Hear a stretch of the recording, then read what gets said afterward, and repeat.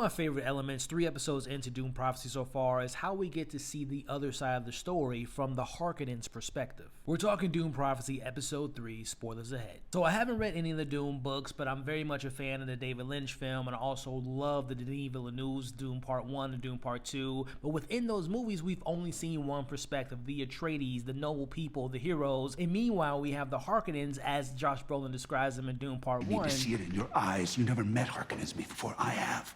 They're not human, they're brutal! But 3 episodes in, following Tula Harkonnen and Valia Harkonnen as Valia is the leader of the Sisterhood, we've really been able to explore and dive a little bit deeper of the Harkonnens' perspective, especially after episode 3. I mean, early in episode 3, we find out that Griffin Harkonnen was killed by Vorian Atreides, who we remember from episode 1 was the hero. He was the one responsible for ending the war against the thinking machines. And after doing so, he labeled the Harkonnens as cowards, which ended up sending them to that cold planet with all the well fur. But the beauty of episode 3, showing young Valia trying to get her family's name back into the graces, trying to uplift their legacy. Meanwhile, we have young Tula, who did that in a very murderous way by killing off the Atreides. But again, it really puts perspective into how they view the Atreides. They are not as noble and not as much of a hero as we initially thought, so I'm just loving how the show is playing with this new perspective. Now, don't get me wrong, the sisters having the plan to take out the Atreides is very murderous, very villainous, but it's also, you get where they're coming from. So again, I'm loving this show. I have a lot more to talk about, so check out my full review of this latest episode of Dune Prophecy. But let me know your thoughts in the comments so far. Has your perspective changed of the Harkonnens based on these 3 episodes, or do you still think them to be evil people? Let's talk about it all in the comments below.